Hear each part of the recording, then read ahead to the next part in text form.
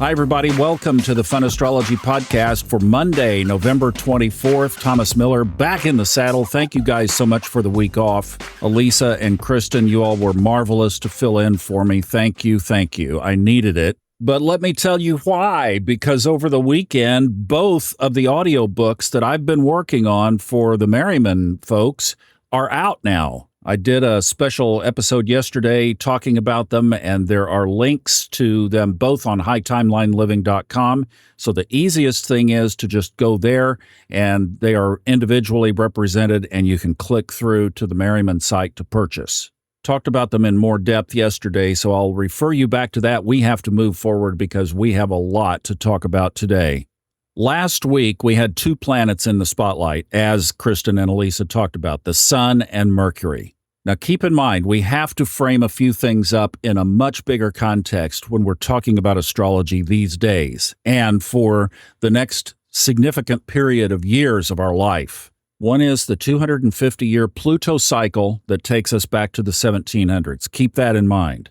Another is the thing that we have talked about so many times in so many ways on here and will continue to for years, the Great Pyramid. Saturn and Neptune at the top, Uranus on one side, Pluto on the other. And it's interesting as we're seeing planets now come all the way from one side of the pyramid to another, how it has affected these planets and their alignments, that we're seeing these trines and sextiles and oppositions, and of course a fair share of squares in there as well. So everything is represented and connected, and these aspects are what has been unfolding at least through the pyramid at this stage. It's going to get a lot busier after the first of the year as we move towards Saturn and Neptune. Both will be out of retrograde, and they conjoin in late February.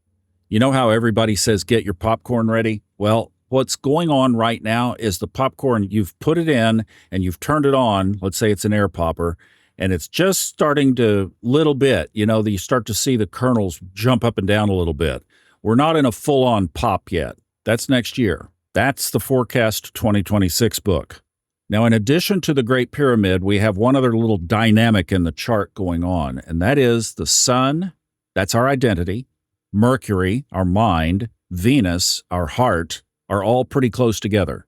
Last week, it was Mercury and the Sun in the spotlight. This week, as they move into Sagittarius, the Sun already has, Venus in those latter degrees of Scorpio takes the same spotlight this week. So you could think back about, well, did last week trigger something related to the mind or trigger something related to your identity? When I say trigger, I mean positively or negatively, right? Remember, that's another thing that we need to put in our always remember when you talk about astrology. It's like you're talking about a coin.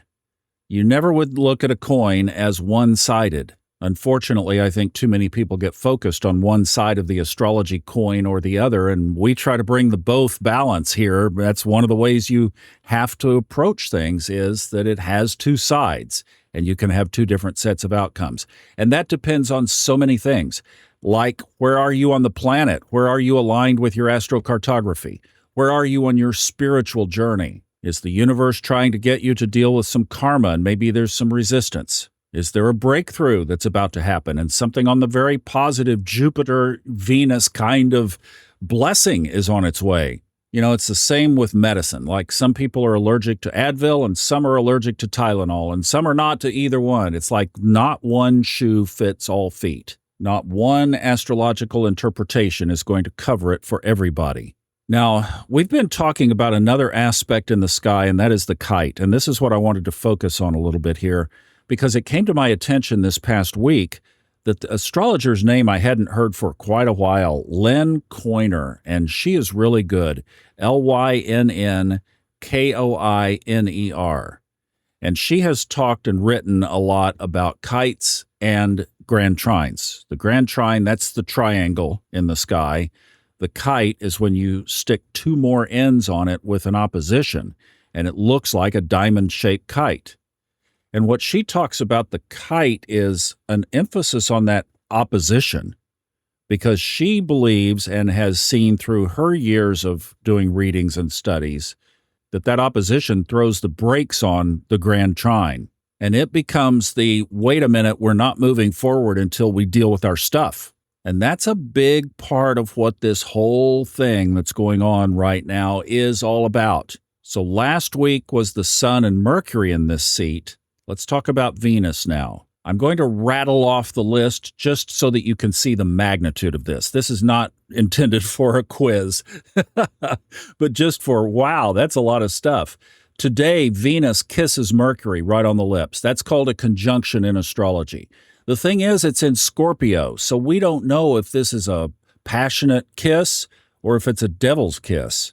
But there is the mind and the heart merging in some kind of way today. Now, let me just give you the rest of the week. Wednesday, 2 trines. It trines Jupiter and Saturn on Wednesday. On Saturday, it opposes Uranus. Then on next Tuesday, it completes its aspects with the pyramid with a sextile to Pluto. That's a lot. And basically, the Sun and Mercury did the same thing last week. Now, the issue, I mentioned the kites, Lynn Coiner's thing about the opposition, saying, whoa, wait, because the opposition right now in the kite is not going to resolve for a while because it involves Jupiter, which is now in retrograde, moving backwards, and Pluto in Aquarius. The opposition will weaken as Jupiter moves back away from Pluto a little bit, but it's not going to go away. What can we describe this as, especially when Jupiter gets going forward again next year in context of everything else going on, is going to be massive transformation, probably individually and probably collectively. So what we have now is every planet in the sky, I'm going to say except Chiron, but that's not necessarily the case because it's in a square aspect, but every planet in the sky is connected to the Great Pyramid, an aspect that has never appeared before in human history, not in this way. So what we do through this is, number one, just don't be so surprised and shocked by anything that happens. From here going forward, we kind of are crossing a threshold. And in fact, we recorded Lucky Stars this week, and it will be out in the next couple of days for those of you in Lucky Stars. Be watching for your email announcing that. And I'll just say that Lucky Stars has shifted for December. It's not like it has been in previous months. So it's obvious that right now we are at the very beginning. Like I said, the popcorn is starting to pop. And the thing about the structure right now is these personal planets, I'm going to say Venus, Mercury, the Sun, are in enough of a close proximity that this could start to really affect our consciousness, our awareness, our mind. It's where community becomes a lot more important. Timelines are shifting. People are coming into your life who are going to be the ones to support you into this higher ground that is ahead, at least I believe. And the exciting part about it, that I just get so lit up by this, is that we are alive. You and me are on this planet together at the same time, occupying this little space of the Fun Astrology podcast for a very specific purpose. A purpose that has never existed on the planet before. And think about that.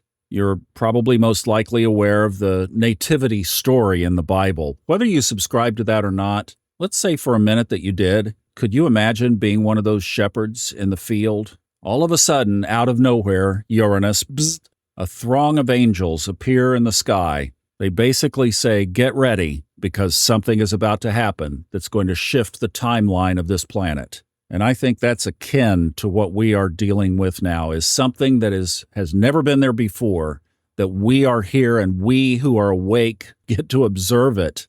Judgments down, observation up, trusting in a grand plan for you and me. If you get pricked a little bit along the way, open up to it. It's for your good.